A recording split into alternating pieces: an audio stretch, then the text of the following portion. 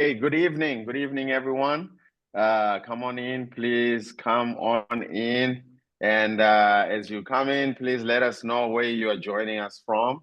Type the name of your city in the chat section if you can. Hey, we are so excited to be hosting you tonight for this webinar.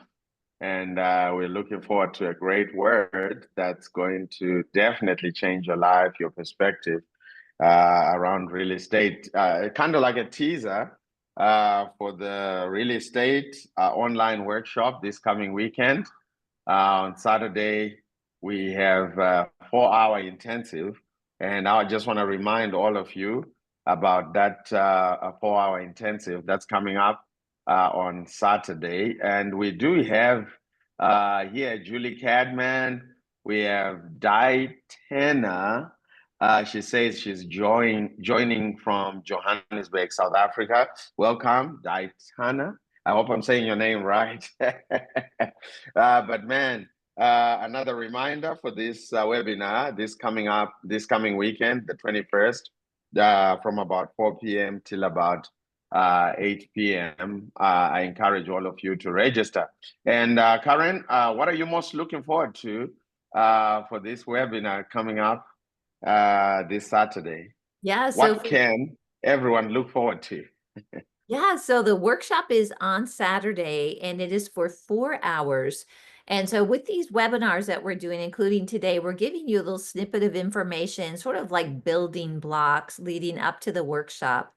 And then the actual workshop, we have got Bill Bronchek joining us, who is an attorney, Mike Davis, who is on today. I'll be presenting as well. Pastor Jafar and Chippo are hosting. And we're going to take you through some very key topics that's going to help you in your real estate journey.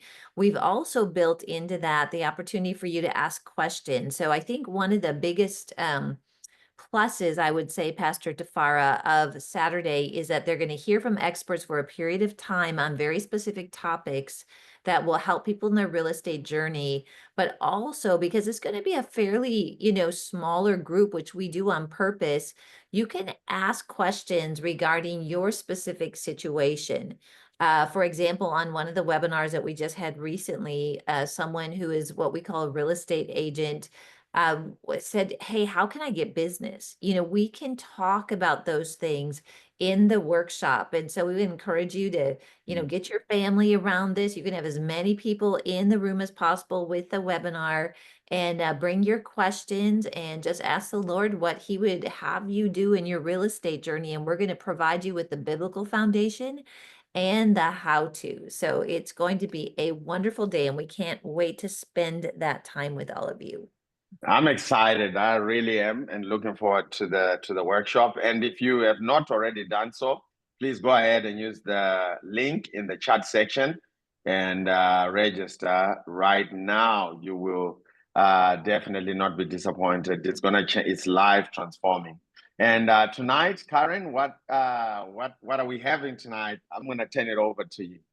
All right, great. Well, today Troy is going to lead us in a teaching or training on fix and flips. And Troy, when I do turn it over to you, if you can give people a little bit of background, how long you've been in real estate, about your business, that would be great. But I also want to make sure that we have an opportunity for Mike Davis to say hi to everyone and greet people. And Mike will be a part of the event on Saturday. I'm looking forward to it, Karen. And, it's just going to be a blessing because my people perish without knowledge. There's so many people who want, how can I prosper? How can I put my hand to something? Well, this workshop will go into detail of how to do it. And I believe it will just be an encouragement for people. When the workshop is over, they're going to say, I will be able to do this with confidence. And so we're looking forward to it. It's going to be a good time. It'll be a good time. And Pastor Mike, he has got deep roots in Africa. Yes. You've spent a lot of time. And if you can just share too about your Melody's parents. My in-laws have been in Africa for 58 years as missionaries, and they're in the Congo. They're building a college there, 3-story college. They have a Bible school. They have an academic school, kindergarten to 12th grade, 1,200 students, over 100 acres. They have a health clinic. They feed the prisoners. They have a baby ministry. I mean, there is so much going on, and they've been there for 58s. And so they have a tremendous ministry, great people of faith. So I'm thankful to be part of that. It's been a great, great legacy. Yeah, that's great. And I thought, thank you so much, Mike. It's such a special connection to Africa. And we also have on with us Frank Pulley. Frank is a real estate coach. He's been in real estate for a long time. And if there's ever a question that anybody has on real estate, he's our go-to guy. Frank? Hey, thank you, Karen. I appreciate that. Hey, you're going to hear it straight from the horse's mouth. I mean, Troy has done a lot of fix and flips. So, and he's still in the game. So everything he's going to tell you is from past experience and also what he's doing right now. So enjoy. Awesome. Thank you, Frank. And we're so excited, Troy, that you are leading this discussion. Mhm. Just Troy is such a great team member, another one of our real estate coaches. He's got a pastor's heart. So we just are so thrilled to have Troy share with us on Fix and Flip. So Troy, welcome. Wow, thank you, Karen. Thank you, everybody. It's just such an honor to be here, to be part of this amazing team. I thank God all the time because I wake up sometimes and pinch myself because, wow, I get to work with these beautiful people on a regular basis. And that's just amazing. It's such a gift from heaven to me. So now, as far as my background, I've been in real estate about 30 years. I got started because I really didn't have a lot of education elsewhere. I didn't go to college. I didn't get any kind of degree. I just kind of stumbled into real estate and made it a career. And it's been a wonderful, tremendous blessing career to me. Now, I started off as a regular real estate agent for 10 years. And you're in this business long enough, you will work with real estate agents. And a good real estate agent is such a precious member of your team. You definitely want a good agent. And I was a good agent for about 10 years, but I wanted to invest. And I got started investing very much the same way you are, by looking at seminars just like this and starting to understand the investing. And I got really rolling in the fix and flip game about 20 years ago. I had a great coach. His name was Joe Ball. He showed me how I could get things funded. He kind of walked me through some of the flipping process and helped me to not overspend, although I did make a couple of those classic mistakes on my first couple of property deals. But when I started making paychecks that were like 25, 30, $40,000 USD, I started to get excited. And now I've also been really blessed. I've worked with some big organizations. I worked with a big organization out of New York City for a few years, and I got to consult on projects all over the world. So it's not just US real estate that's kept me trapped in. I understand how to do the fix and flip game, but I've also consulted with people in your neck of the woods and in other parts of the globe as well, which has been a tremendous, tremendous honor.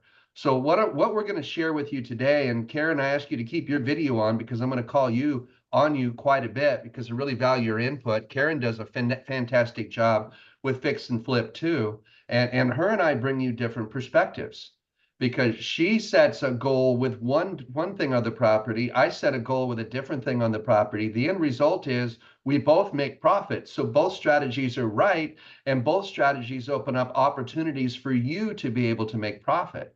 So I know I'm going to be calling on Karen quite a bit to be able to share that today as we jump in. But with that, we've catered today's presentation for you that are in South Africa because you've got tremendous opportunities there. Let me go ahead and get this screen share set up if I can. Hopefully that's coming through okay. Everybody can see our screen. Because we've really worked to gear this presentation towards you in South Africa today, because we want you to understand the opportunity that's there. We're in a shifting economy right now. We're at the front end of a global reformation, and the Lord says, my people will have the resources necessary to build my kingdom. He knows that his people want to have, he wants us, his people, to have the land. So this real estate, this fix and flip opportunity is a great way for us to have the land and redeem it for his kingdom purposes. In fact, I look at fix and flip properties exactly that. Many pastors today want to go out and they want to redeem souls and get people saved and bring them into the kingdom. And that is beautiful. It's beautiful when we see a life redeemed. But we do the same thing with real estate. When we redeem a house, when we fix and flip a house, we're not just redeeming that house, we're redeeming the entire family. And at many times the neighborhood, because you can find that you can do a few different properties in the same neighborhood. Now that's kingdom redemption at its highest level because of the way that you touch lives with this. So turning property renovations into profits is exactly what we're talking about with fix and flip. So let's take a dive into this. Let me close a couple of things on my screen so I can see what we've got. What is a fix and flip? It's buying undervalued properties. Karen, you bought a few undervalued properties, right? Absolutely. We we have really been able to, thanks to Levi, my son, find properties that are undervalued. And we're going to be sharing with you the things to look for because, as Billy always says, you make money when you buy, not when you sell. That's right. So you want to buy it undervalued. So if a house is worth, say, 400 Rand, you don't want to go pay 400 Rand for it if it needs work. And we're going to share a little bit of an example with you here in a few slides so you can kind of see how the numbers work. But the idea is to buy it undervalued. And when you buy a property undervalued, it's usually going to need work. That's why it's undervalued. Sometimes they look terrible. Sometimes they smell terrible. Sometimes they get downright scary if you're not used to a mess. But what you're really looking at and what you're really smelling is the smell of money, as Billy always says, right, Karen? Yes, absolutely. So we've kind of got to the point where at first we didn't want to buy things, in too bad a shape, but we ended up realizing it was almost more work for our business model to try to work with something that's in place that may not be, super functional or might be on its last leg. And we start to look for properties that we just know we're going to demo on the inside and sort of build back up so we have a little more control. And I love how, Karen, you've really gotten used to looking for the ugly property too. So, I Yeah. remember, I'm going to tell a little story here if you don't mind. But I remember taking Karen into an ugly house that I had, and it was real ugly. We killed all the bugs first, thank God, but still the smell of the house, the ugly of the house, you could tell Karen was just tiptoeing around, almost afraid to touch everything. And just had this look on her face like, Troy, what did you bring me into? And I was just smiling ear to ear because I love seeing that kind of reaction on people's faces. That was at one of our boots on the ground event. Well, then at the event the next year, Karen actually took me into a house that had that same reaction. And she was so proud, beaming from ear to ear, talking about the beauty that she saw in this renovation. And so there really is value in an ugly, undervalued property, isn't there, Karen? Absolutely. So these are typically short-term investments. The idea is to buy it under value, renovate it to increase value, sell it for a profit, and they're typically going to be short-term investments, something you're out of in 3 to 12 months. I kind of look at every fix and flip as my average time in that deal is about 6 months time. That's 6 months from the day I buy it to the day I sell it and realize my profit. And what I'm doing in between is adding value to it and creating it. So something you've got to really see is there's a tremendous amount of demand in your area. You've got a growing demand for affordable and modern housing happening there in South Africa. When you have demand in a market, you want to get involved in that market so that you can profit. That's how you actually profit in this business. I like to say you find out where people are buying, and then you go in that neighborhood, find an ugly property and buy it so that you've got something to sell to them and make a profit. That is an opportunity. Now you've got all kinds of good market opportunities in urban township areas. You've got low entry cost compared to other countries, and you've got strong rental and resale demand. What that means is you can approach both a plan A and a plan B. I imagine there's even a bit of a vacation rental market. Would I be right saying that, Karen? Yes, absolutely.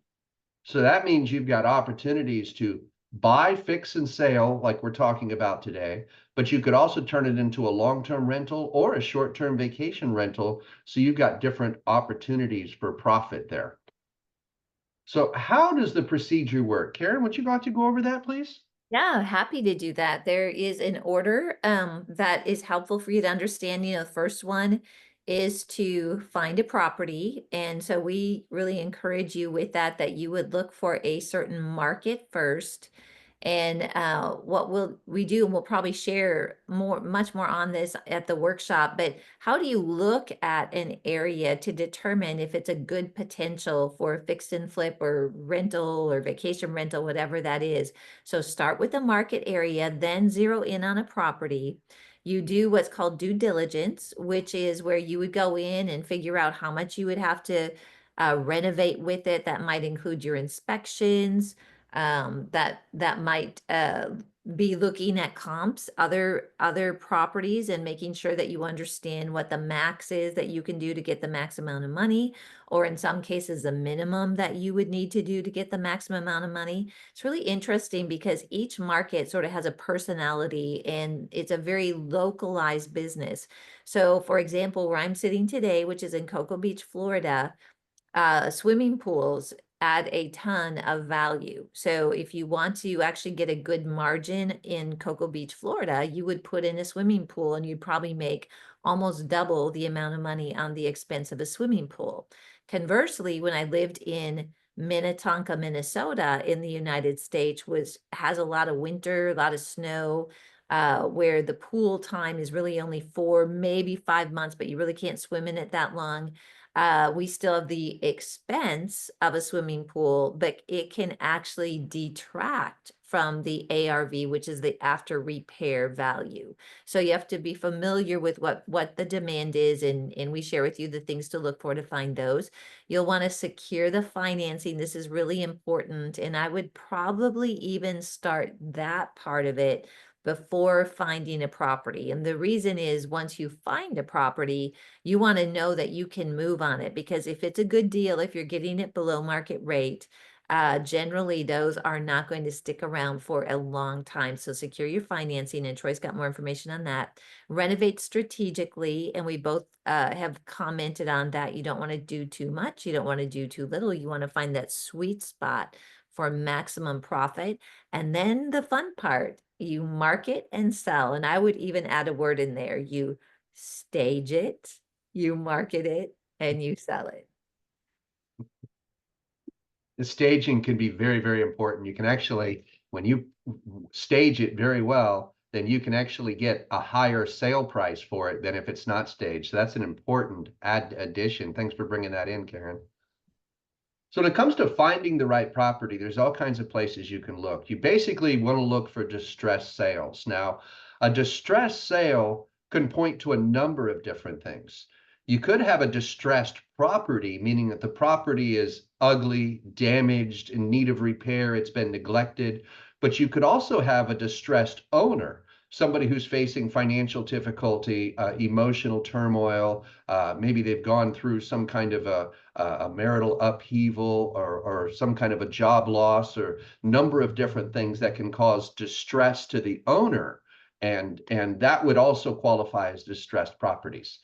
Repossessed homes. Often if people fail to make their payments, the bank is going to repossess that home, and they're interested in reselling it. They're not interested in owning the property, they're interested in reselling it.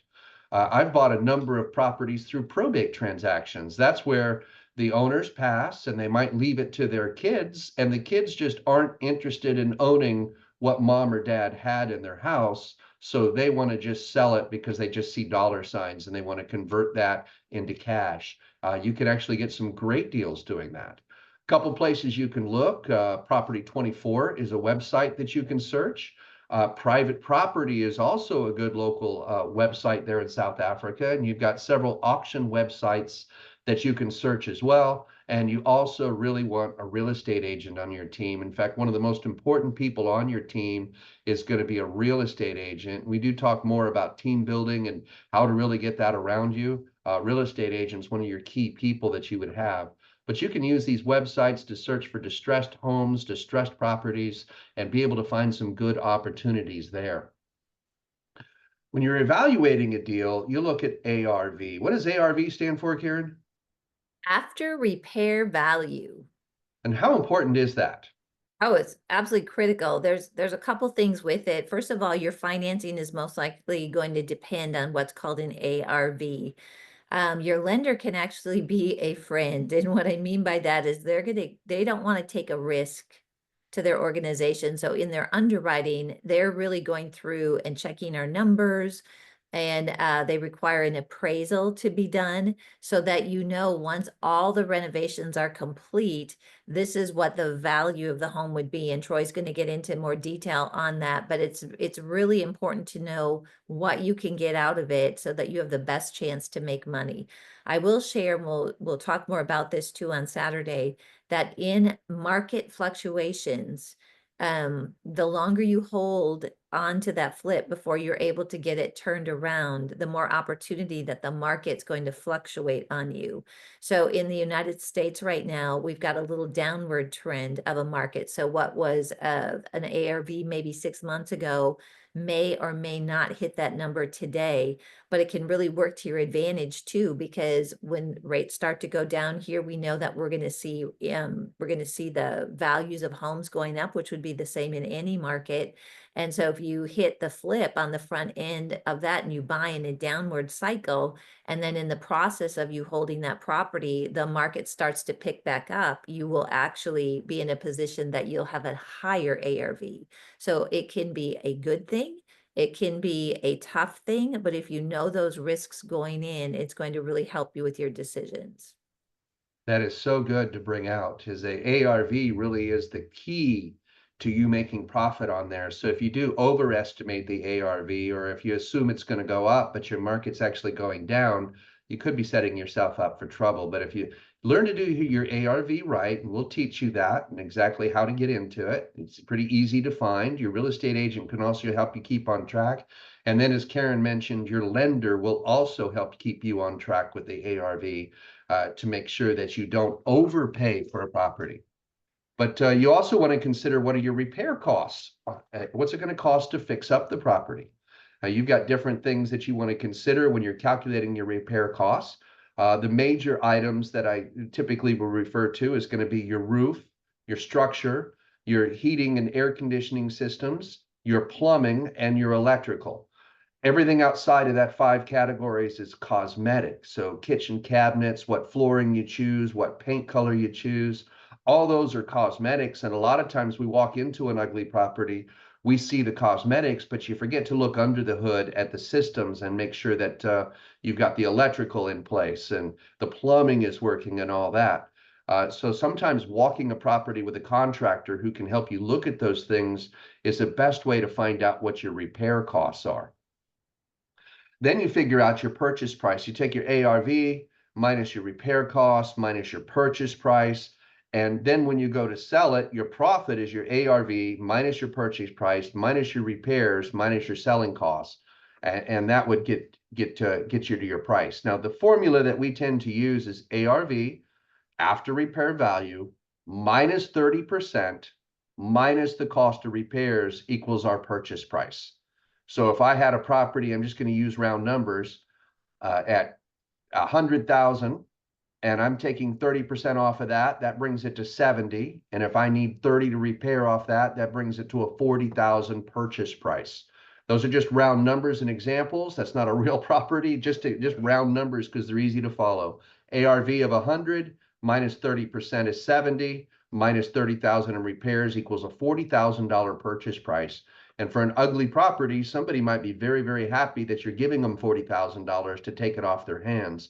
I've bought many properties at 40 and 50 cents on the dollar because of their condition. It's very, very easy to do once you identify the right property. When it comes to financing options in South Africa, you've actually got several options available. You can use personal capital, of course, your own cash, your own credit lines, you can get equity loans against property that you might already own. You've also got access to a growing database of private investors, or you can do joint ventures. I've done many joint ventures where I buy a property using somebody else's cash, and I go in and do the work and make half the profits. I give my investor half the profits because they put up their cash. I kept half the profits because I did all the work, but I'd be into those deals with no money out of my pocket. That's a private investor, a joint venture mixed out really well, and it can be a great way to get started. You can also talk to banks, different banking. I know Pastor Chippo is in banking. So she could probably give you some direction as to who to talk to start opening up your lines and what types of mortgages are available for you out there. You've also got bridge funding companies. A bridge loan, we also sometimes refer to as a hard money loan, are loans designed for fix and flip opportunities. They're short-term loans. They usually want to be paid off in full in a year or less, but they're designed specifically to buy an ugly property, fix it up, and resell it for a profit. So those are short-term loans, also called bridge funding or bridge finance. Those could be great options for you to look at in your market there. Now, when it comes to renovating, things you want to focus on: kitchens and bathrooms. Karen, I wish we had some pictures of the property that you just recently finished, because what you did to take that old 1960s kitchen and bathroom and wake it up and bring it to probably one of the most beautiful properties in your market today is phenomenal. How important are kitchens and baths? Really important, and it depends what your end game is for it too. What we're talking about here is fix and flips. We do vacation rentals, is very helpful for that you've got updated things, but fix and flips, you look at and you focus on the areas that give you the biggest return. And also when you study the market, like I was referencing, I like to study patterns of properties. Why is this property selling at a really good price and then this property is sitting and they're doing price reductions? And in that, you can start to compare, these properties are moving. Let me see what they have. These properties are not moving. Let me see what's going on there. And in more times than not, it's because one has an updated kitchen. One has updated bathrooms. One is getting rid of the old orange paint and they're painting it like this color that I like is alabaster. There's things that you can actually find in your research to do that is going to position you to sell fast, which is important because when you're doing flips, you've got some holding costs at the highest price. So kitchens and baths, everybody wants. The other one that I like to focus on is that master bedroom is important as well, because that's where someone's going to see things as their sanctuary. And I cover a lot of that in my 7 seconds training and book. And then you've got that curb appeal, Troy, which is really important. Because if you do a flip, I've seen this over and over. A lot of times people that do flips, they're very, very focused on the inside finishes, which is great. They're focused on getting the outside painted, cleaned up. They might even have put thousands of dollars into new stucco, new roof, everything functioning well. But if you don't think about curb appeal, you miss the emotional connection that someone really wants and desires to be able to purchase your home. So things like landscape, even if it's just a little bit of landscape, add some flower boxes, create some flower pots on the front door, paint the front door, something that when people see the property or that they come up to the property, it makes them want to go in. I'll just share one little example in this because it's very inexpensive, but a very important touch. A property that I had listed just a few months ago it's a high-end property. And anyway, we sold it in 2 days, which was great. It was really awesome, but the outside was not updated. Okay. And the owner just did not want to spend the money. He had a nice black front door that was iron, which was good.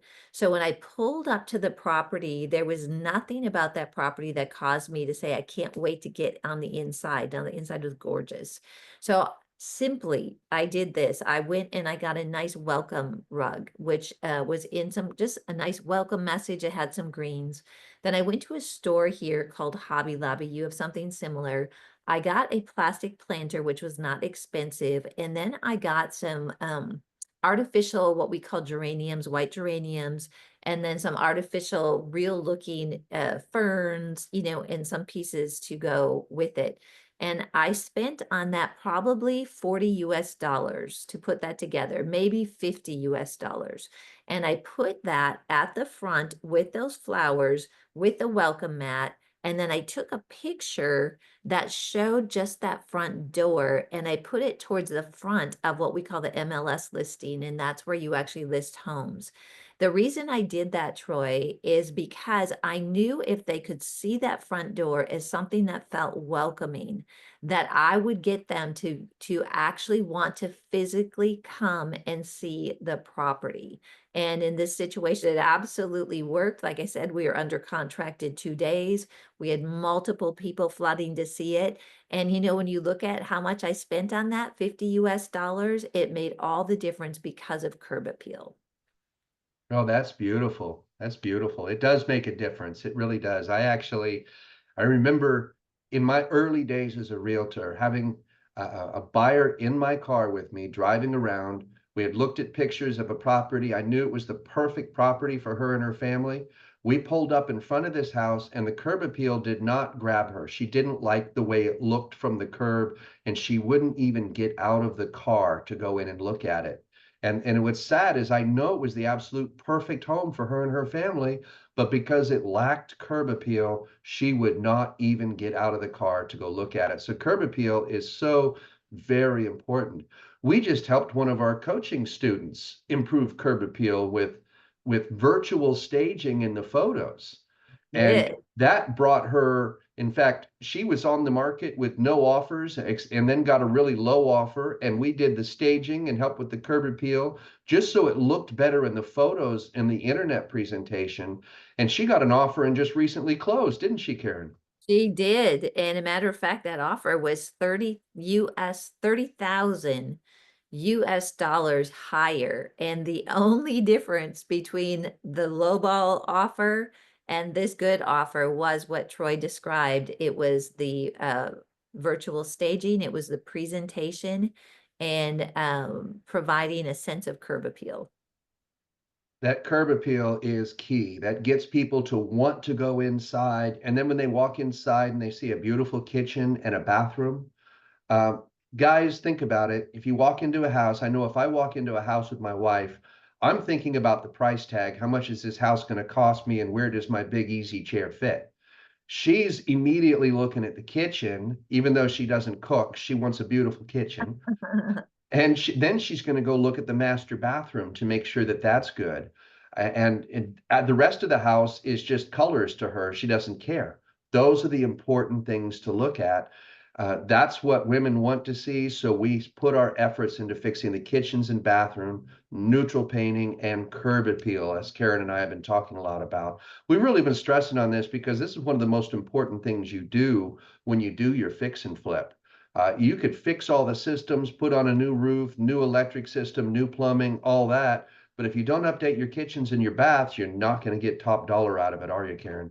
No, you're just not. And there's some things that I'll be sharing with you too. Like, it doesn't mean you always have to gut something, like completely gut it. There's some tips and tricks that we have learned that makes bathrooms, kitchens look brand new or updated without having to tear out everything and start over. So we're going to have fun talking about that.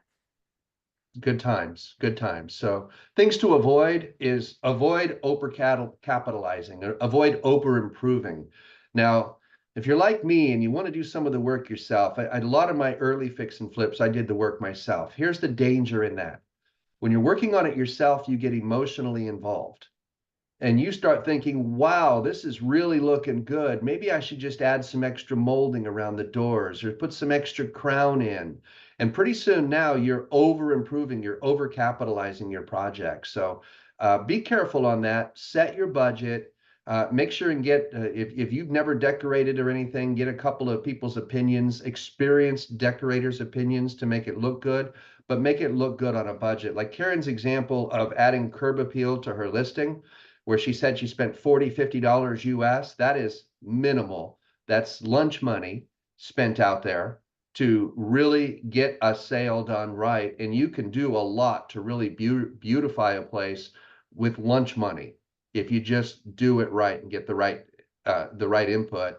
And then make sure you hire reliable contractors. And a key on contractors is don't pay them till the job's done. Sometimes they need a little bit of money up front to get materials, that's fine. But don't pay them until the job's done. completely done, because they might put that money in their pocket and disappear, and then you got to go pay somebody else again to actually do the job. That can happen, so be careful there. With legal and compliance issues, make sure that you're working with approved plans. You don't want to redesign a house and decide you start to move walls and everything and then find out that the plans aren't approved and your job gets shut down. Make sure you've got your electrical in compliance, your zoning's in compliance. You always want to consult with a conveyancer to make sure that everything's going to transfer right, and you're not getting into any legal troubles with the deed or anything. And follow your rules for structural work. These are important things to be aware of and to follow.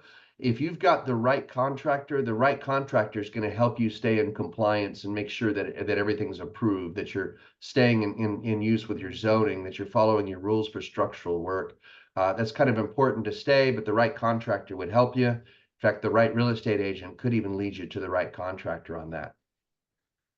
When it comes to selling the property, real estate agents are worth their weight in gold. A good real estate agent is going to be able to know tricks. Like Karen just shared a priceless strategy with you when she used that upfront image of the front door with the welcome mat and the nice little decorative planter there.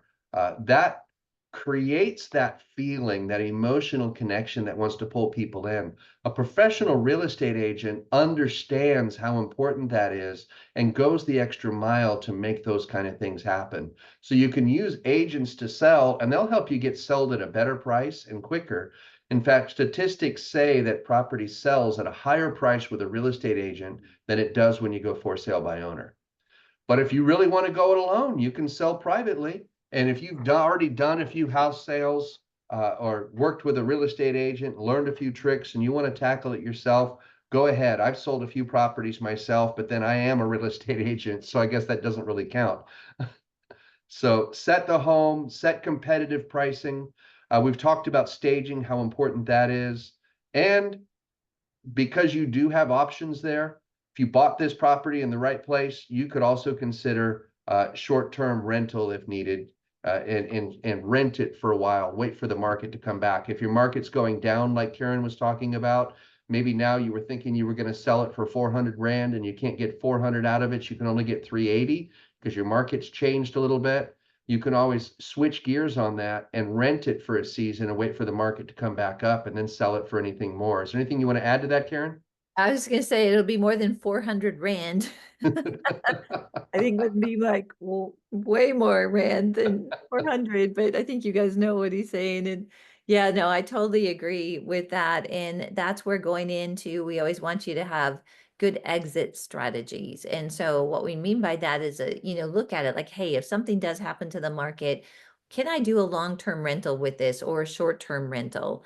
Also, just paying attention to the tax consequences in the United States, you have to hold a property for 12 months to get into a lower tax bracket, but always looking at the options that you have if something happens with the market is really smart to do on the front end. A couple of things to look out for, risks and challenges. First one is going to be unexpected renovation costs. There's always that whoops that happens, that, oh no, I didn't see that in my inspections. It shouldn't be anything major, but there's always going to be something that could add a couple thousand to your costs. So you want to make sure that you add a little contingency plan in there. Sometimes if you've got to get permitting, that can cause a delay, or contractors might be working multiple jobs and they're not able to get materials to complete yours. So you could have permitting or contractor delays that could happen, and market fluctuations like we've talked about. So yeah, 400 Rand would be pretty cheap. I had to play that back in my hand. 400. Wow, that would, yeah, let's go. I'll buy that one. Me too. So, and liquidity risk. You want to make sure that you've got enough money, enough cash available to be able to cover your holding costs and the contingencies that might happen here. Things to look for. It's always good for a good tip for success is to start small. Don't think you're going to go buy 3, 4, 5 houses all at once. You might be able to, but if you've got that many projects going and you really haven't built out a team yet, then you might be stretching yourself a little too far to start with. So start small. Start with one. use that one to start building a trusted team. I can promise you, you're going to bring in somebody who's going to say they can do the work, and you're going to find out they really can't do it. It's going to happen to you at least once. So be ready for that. If it happens on the first one, get that out of the way, and then find somebody you can trust and build with there. We mentioned the importance of building in a contingency, because you're going to find those unexpected rehab costs that happen. Things just happen. I've had properties where I didn't count on having to do plumbing, and all of a sudden plumbing happened. I'll tell you, the biggest shock I got one year is I bought a property and had these little black boxes in the yard. And when I asked what they were for, I was told they were pest control to keep the rats away. And I didn't want to spend the $40 a month to keep the pest control guy away. So I elected not to do it. And I had rats get into the attic and chew on the electrical wire and cause an electrical fire. And now I've got an extra $5,000 worth of damage to my property, and I had to rewire it to replace the electrical wiring that the rat damaged. And so that was an extra expense, and taught me you always have a contingency in place and pay for rat prevention to keep them out. That was a big, expensive lesson to learn. The But you learn from $40 each a month would have been worth it. it would have been well worth it. So I've not made that mistake again. That was a 20-year-old mistake, but that happens. So, but you learn from each project. That one mistake taught me, and now I've not repeated that mistake, and I won't repeat any others. And you network with other investors. Now you got a wonderful network that's growing there with Wealth Builders Africa. That is a great place to network. And no better place than to network with other people that are like-minded on the same kingdom journey, looking to build the same kingdom success. Right, Karen? That's absolutely right. It's amazing when you're around like-minded people. And when we're in the kingdom, we're for each other. We know that we don't compete with each other. There's a lot that can come through with the networking. So you'll find your group with that. And then, of course, the people that are part of Wealth Builders, and it really helps you to go further, faster. Let's take a look at a quick case study. A property located there in Joburg, 450,000 Rand. That's probably a little better than 400 Rand, right, Karen? Renovation was 120,000. Sale at 720,000. Net profit after all the expenses and everything is 100,000 Rand. Now that is why we like to do fix and flip, because you can make large sums of money in short terms of time. Now this is a realistic example of what you can do with fix and flip. I raised my family doing 3 to 4 fix and flips a year to easily make a nice income that supported my family and provided them a pretty good quality of life. Fix and flips can be pretty lucrative, right, Karen? Yeah, absolutely. Remember places you can look, the resources, Property 24, private property, South Africa Home Traders. There actually is a Facebook group for South Africa property investors, and then podcasts and webinars that just like what you've got today and what you're going to be attending come this weekend with our virtual real estate conference. Do you want to add anything to that, Karen? No, that's really great. Thank you. All right, now we can take a look and see if we've got any questions. Open the floor and see what discussions. I did see somebody come through on a chat there.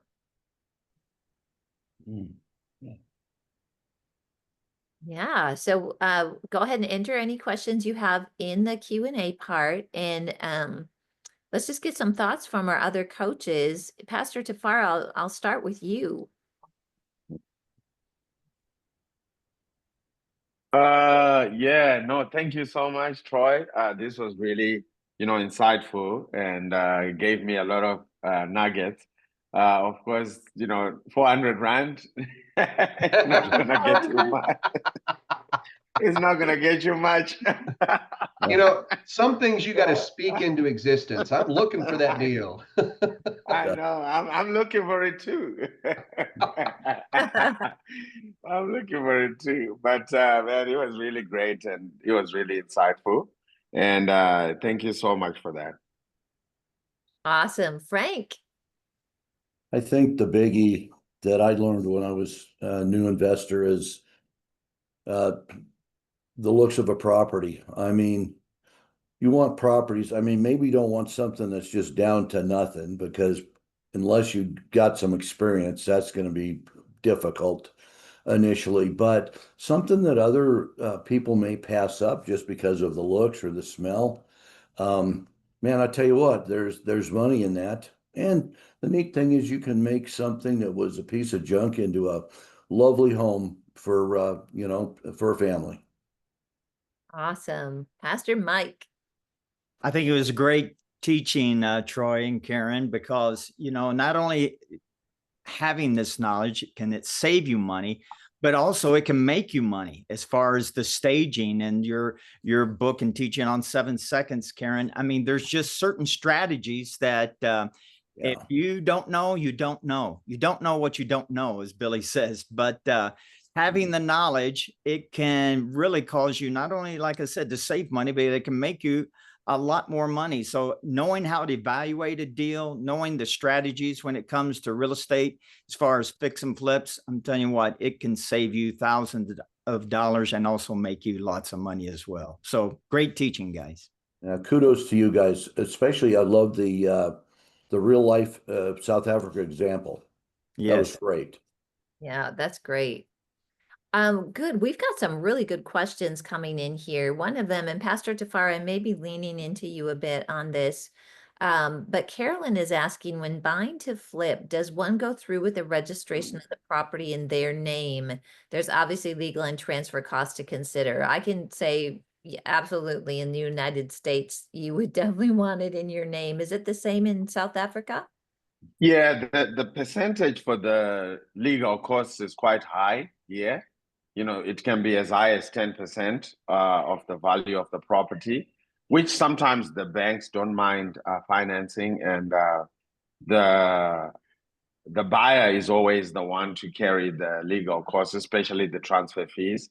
That's the norm here. So I would imagine that if you transfer it into your name when you sell it, that cost is not going to be on you when you pass it on to someone else. It's going to be carried by the next buyer of that property or the next owner of that property. But it's something, I think this is a really good question because the transfer costs are quite high. I remember when we bought our first property, we didn't know anything about the transfer cost. So we put in our bond application to the bank and we didn't factor in this. When it came time to take on the property in our possession, then the invoice came and it was almost 10% of the value of the property, which is quite high. And we had to use credit card debt, which is much higher in terms of the interest, just to pay it off. So it's definitely something to think about. Caroline, I think it's a great question that, I would pose back again to the panel because our transfer costs are quite high and our legal costs here in South Africa. Yeah. Do you guys have anything else you want to add to that? We'll go back to a comment you made early on, Karen, about setting up your financing ahead of time. Because sometimes a lender will dictate if they want to lend in your name or if they want you to set up some kind of a legal entity for that. But so if you know what your lender is going to work with, then that could help you to eliminate that and have the answer to that. But so I would recommend you start first by talking to your lender, ask them how they're going to fund it. It's a lot of times now. Tafara, can you comment on the tax consequences or any tax advantages you might have to owning property in your name or owning it legally? Yes, so if you own it in your name and it's not your primary residence, any income that you get from it, like rental income, you pay tax on that. And if it's not in your name as well, the capital gains, when you sell it, you pay tax on that. So those are some of the things I think why Caroline is bringing up that question, because it gives you control. I mean, turning it over into your name and it gives you control. But there's another way to look at it. You could set up a trust However, banks may not give you a loan to your trust if it's a brand new trust and hasn't developed what we talked about last week around credit history and stuff. So that's the catch-22 situation that most buyers find themselves in, Troy. Good input. Thank you. Right. This is from Diatana. I hope I'm pronouncing that correctly. She says more of a comment, but first time to hear about fix and flip strategy and also the short-term rental approach. She said it's quite an eye-opener and she's glad that she joined the webinar. She says, thank you. This is a great question from Stuart. And Pastor DeFar, this may be really a good one for you to comment on. He says, what advice do you have for someone in the UK who would like to invest in South Africa flipping? Is that possible? Definitely, it is possible.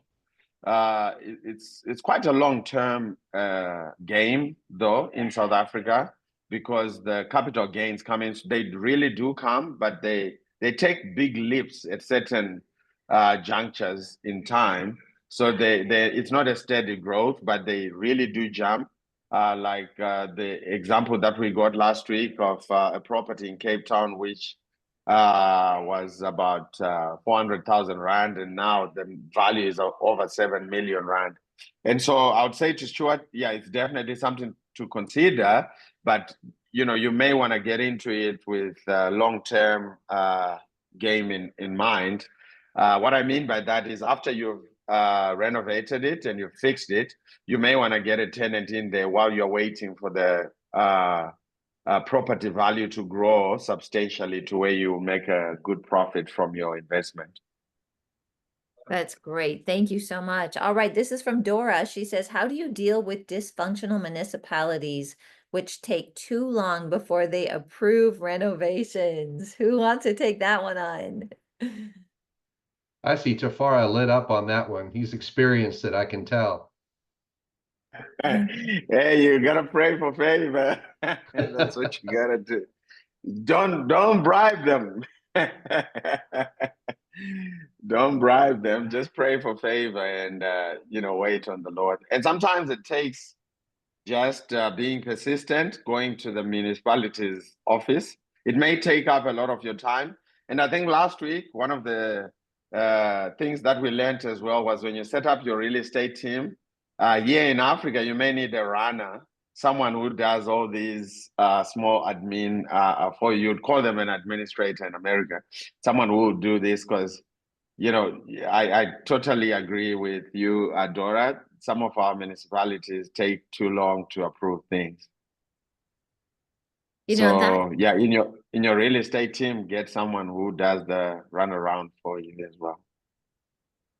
That's really good. We run into that, as well, and building the relationship. I like that where you say, do not bribe them, but building a relationship or working with someone that does, but also we'll even check out the culture of different areas. And it's like, okay, how, what is the culture of this area like as far as their building codes, their, getting the things approved for renovations. And you can do a little bit of that homework before you go into a market, and a qualified real estate agent is going to be able to help you with that. But also, this is where getting a good contractor, a licensed contractor that works with these municipalities every day in the mix really helps get things moving forward. When we started investing in Texas, we used a general manager down there that knew everybody. He knew the town, and it really helped us because they know him and they're not going to cause problems. And sometimes these towns, they don't want investors coming in. So if you use someone local, it's helpful. Okay, here's a question. Thank you, coaches. I've not heard of fix and flip in Uganda.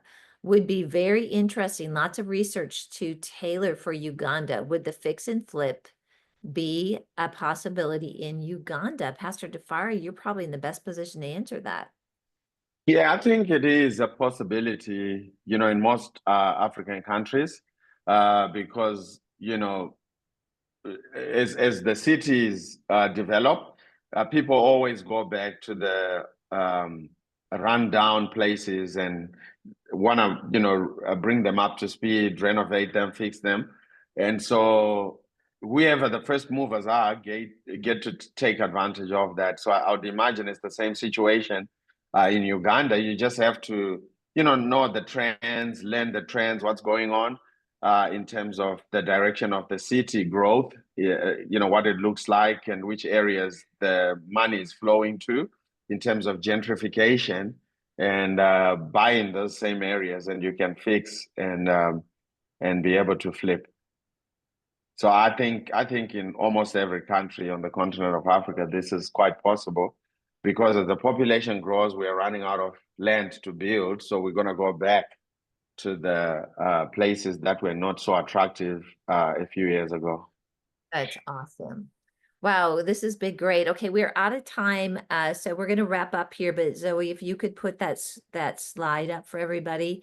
We really want to encourage you, if you are interested in getting into real estate or you want to scale real estate, we've made this workshop available to you online, very convenient, at the best price we felt that we could offer it at. And this is really going to help you from both a biblical standpoint and in a how-to standpoint to get started. Excuse me. So we just want to invite you to be a part of this. I think we're going to have an amazing day. And with that, Troy, I'm just going to turn it over to you to close this out. And if you want to pray us out. All right. Thanks, everybody, for joining us. I know you see the opportunity here, and I really hope you do take advantage of the workshop this weekend. It's going to be a phenomenal thing. It will transform your mindset. It will transform your views and opportunities, and it can transform your impact in the kingdom as well. With that, let's just say a quick prayer and close us out. Father, we thank you for the opportunity to share today, to come together as one, to glean knowledge that will grow and expand your kingdom. And today I release everybody to go out, to be prosperous, to see opportunity, to have new hope, new joy, new light, and new ventures for prosperity. We release them to go. We look forward to your blessing, to your hand on them, and we speak that over them in Jesus' name. Amen. Amen. Thank you, Thank you, everybody. guys. God bless. We'll see you Saturday.